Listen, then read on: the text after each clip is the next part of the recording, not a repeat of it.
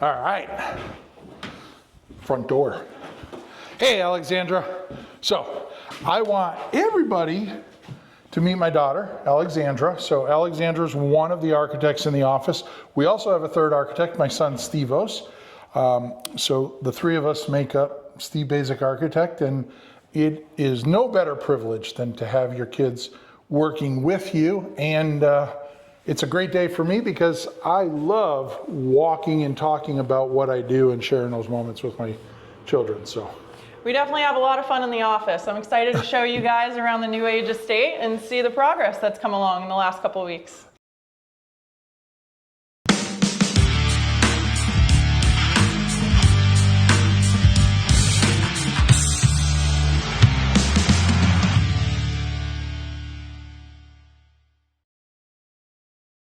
The dining room, you know, all of these rooms are pretty generous. I had somebody actually comment, and I've been trying to be really good about it. We're probably about, I would say, 16 feet wide, and we are probably 16 feet deep, 17 feet to the long wall, 15 feet to the short wall there. Somebody was asking, hey, can you point out the sizes? Which makes sense, because when you look at a room like that, first of all, my scale probably throws it off a little. Just a little. Just a little. Yeah. Oh, you got jokes now. I have just a couple. But I think it is good for people to understand. Okay, I understand what that room is. So the dining room. Why don't you tell us a little bit about what the client was looking for when we were laying out the floor plan? So you can see when you look around, it's traditionally separated, meaning it's not just one big great room that we're seeing a lot nowadays. It is separated. So you have your living room, you have your kitchen, you have your dining room, all in their different areas, but yet they're still communicating with each other. So it's a little bit of a cross between traditional and just that big great room area that you have. Another thing that we were really excited about that you can see now is right here in the white. These are actually our Amina speakers. So they're hidden speakers in the ceiling. It's the Mobius edition, but you put them in with the drywall and then they get plastered over. You'll never see them. So you can see this is how it starts, and if you take a walk over here, you can actually see one that's already plastered over. So, and it works through the vibrations in the ceiling. Right. So we're really excited to get that up and running. So in this case, it's better to be heard than seen. You could say something like that. But speaking of drywall, as you continue over here and you come over here to where we have our chimney, you can see the difference in the board change. Well, that's because this is cement board. And you have to stay 2 inches around where the fireplace is of non-combustible material. So you have it right here. You can see that 2-inch space. If you come down here, you can see right where the wood stops too. Because now it turns into some metal. I mean, you want to talk about just some sheet metal flashing, just to basically to close off so you don't get stuff going down into the floor. They'll just push up the hardwood flooring to that. And yeah, and what was our decision for our hearth right here? It'll be a mortared in piece of stone. So that's why it's recessed. It gives a nice opportunity to do a nice leveling bed. And then because it's a little deeper, we can add a little bit of mortar, but then we can guarantee that the plane of the stone and the plane of the hardwood floor meet. Are nice and level. It's really awesome coming out to the site because you get to see things that you don't necessarily see in the drawings. So for example, right here in the chimney, you can see this metal conduit that comes down and in. Well, that decision was made because the client wants the TV to be above the fireplace. And where do you put all the wiring? You would have to show it if you're not going to hide it within the chimney space. So this conduit runs in and down and you'll feed the wires through. So that way you won't see anything. Yep. And you can see we also have our beams in here. You know, interesting story, if you remember when we were laying this out, I also had beams that were going crossways. So it was a true coffered ceiling centered on the windows as well as these 2 beams. Well, the homeowner was iffy on what does that ceiling look like. So Brian actually took the time, put in some, he used insulation and built like a mock-up coffer. And they said, yeah, we don't want that. We just want to go with the 2 beams. So now what you're seeing there is the 2 beams that are set up. Those will get all trimmed out in the white oak and along with our soffits and everything. You can see how important it is that we're involved through the entire process. We don't just hand off our plans when we're done designing to the builders and expect it to get built exactly as is. We come out to the site and we see these things and we talk to our clients, because there are things that appear that the clients in the end up saying, you know, I didn't think it was going to look like this. I didn't think it was going to feel like this. So the design phase, as much as it's done and it's getting built, it's always continuing. There's always things to be added. There's closets we're going through that maybe we want this, maybe we want to add in a little bit of this. So it's important that we're constantly coming out here, because we're a part of the process from the beginning to the end. And I think it's important to understand that, you know, homeowners, they're looking at drawings, they're not trained to look at drawings, and we do renderings and we do all of that stuff. And it's still hard until you actually walk in this space to get a feel for it. So, you know, as a designer and as a builder, you have to have a little latitude with homeowners and their inexperience to necessarily understand the space. I mean, I'll be the first to admit, I understand it better when I'm standing in here than when I'm drawing it.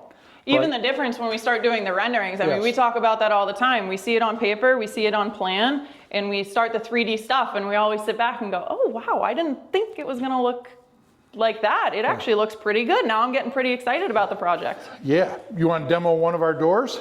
Yeah, I mean, we love our Schuko doors. We have our tilt and turn, European. Turn that, yep. It has to engage the lock, there you go, turn it up. So, turn feature if you want to walk in or out. And then just for ventilation purposes. Yeah, so, and these are triple glazed aluminum. They're made by a company, Aluplast, in Slovakia, and they're sourced through European Architectural Supply, who we get a lot of our projects windows through. But triple glazed, center of glass, if you want to nerd out, it's probably 0.10, I believe, R10 on the center of glass there. Couple other things to remember: electric wire coming out of the floor. If you're wondering why, it's because we're going to have our furniture in here. You might want to have an outlet to sit on your couch, plug in your laptop, you know, do whatever it is that you do. So, well, especially when you're not planning on putting the couch up against the wall. Yeah, exactly. And it's going to be, this room is sized enough so all that furniture is going to float in here. So that's really important. The other thing that I wanted to point out here is you can see we took full advantage of our coffers and beams around here to put in our shading device and recess it. Now, are they on all the windows, or are they just on one specific side? They're on specific. This one here faces the street, so they wanted the element of privacy to it here. But in the bedrooms, we also have it. But like to the backyard, there's no shading device. Makes there. sense. So, you know, as far as the floor plan, in a lot of my videos, I always talk about the difference between the public realm and the private realm. So everything up to the stairway here is pretty public. We have the laundry room here, which is semi-private, but we're going to turn right and go into the owner's suite, which I would consider that's probably the most private area of the house, right? So having that go around the corner, I think, is important. Not looking from the living room into a door and seeing the bed is important. Having a little hallway. All of those issues. Yeah, so that when you're here, and you can use things like this hallway and the bathroom as an insulator to the noise. So if you're in there sleeping and someone's out there watching TV, you can use all of this space and this air as part of the insulator. So master bath. Yep, you can see that back here we have the shower. It's insulated because our bedroom is right here on that side, which is why you can see the insulation blocking the sound. So therefore, when one of you wakes up and goes ahead to take a shower, you're not waking the other one up with just the water that's coming through the wall. You can also see that it's sunken down. You want to tell me a little bit about that? Yeah, so when we framed this, we framed it so the subfloor is actually flush with the top of the floor joist. And that little 3/4 of an inch plus the 3/4 of an inch buildup for the finished floor here is going to give us that 1.5 inches, so that we'll have a seamless, curbless entry into the shower. And so you see if it's level right here to the truss, how is that attaching then? Because yeah, there's some brackets. There's some brackets underneath it. Okay. That are attaching that. So, And you can see it's outfitted over here too. So we'll have a nice little shelf system because we're gonna have a bathtub here, and you wanna be able to put your shampoo, conditioner, whatever you want over here. Speaker maybe, it's up to you. do all of that. We have our toilet room there, pretty self-explanatory, standard pocket doors, right? You can see here we went with a 5-panel wood door. It's a square sticking here, so should be pretty elegant. Soft close, and then of course the vanity wall, pretty self-explanatory. Couple sinks, couple outlets, some mirrors, overhead lights. Pretty standard stuff. Pretty standard stuff. All right, and then we come into the master bedroom. So you can see this is exactly, we'll have the bed layout right here, window on either side, and you can see over here, we actually have the away room is what we're calling it. Yeah. A nice little area for the clients to go and get away, read a book, have some quiet time.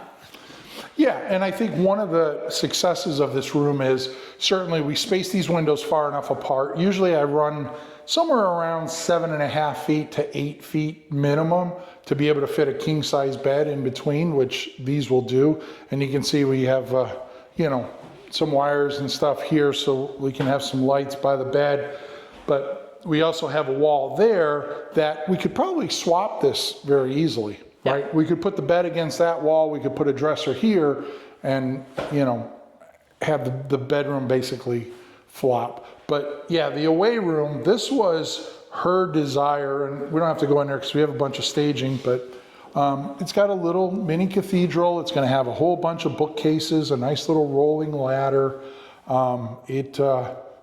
Yeah, I would say we spared nothing for the wife of the house in her away room, which is a good thing. Dream home means dreams come true. Dreams come true. There you go. It's like we're building our dream house, then we need to dream. But speaking of dreams, let's talk about the closet. Let's talk about the closet. Because that's where my dreams lie. Or in this case, closets. Yeah. So you can see when you walk in here, this is the first part of the walk-in closet, and if you follow me through... Well, this is his. Well, that's what I was getting to. Yes. We have a much bigger area. You can pretty much guess where is his and where is hers. Yeah, hers is about twice the size of his.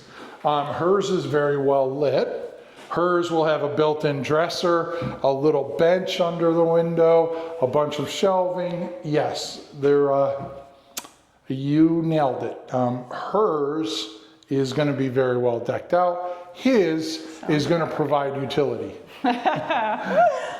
And you know, this is a feature that we're having on a lot of projects lately. Mm-hmm. We have a pocket door here. It's a very minor separator, but we're doing a lot of projects where the owner's closet is attached to the main laundry room. Which makes sense. I mean, being a mom, you can see you're mainly the one doing the laundry most of the time. Yep. I don't know why I have to walk into the basement or walk all the way across the house just to get the laundry done.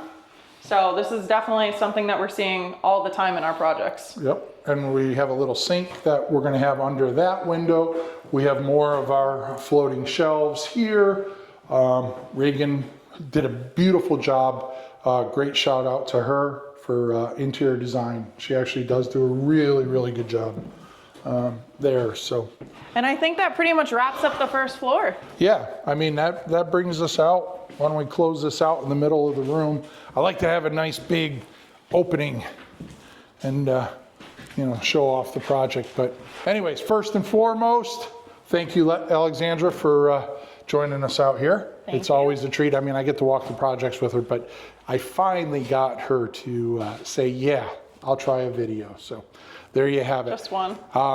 If you're a subscriber, thank you very much. I greatly appreciate it. Drop a comment in there. Let us know how we're doing. If you have questions, something you've seen, I'll get you the answer. If I don't know it, I'll find out for you. Brian, who's the project manager here, he's, you know, as good as they get in construction. So he's a wealth of knowledge. Yeah. And if you're not a subscriber, you know the deal. Smash that subscribe button. Yeah, go tell all your friends. You're not going to believe it. Alexandra joined them on this week's video. So, but anyways, until next time, you know the deal. Long live our buildings.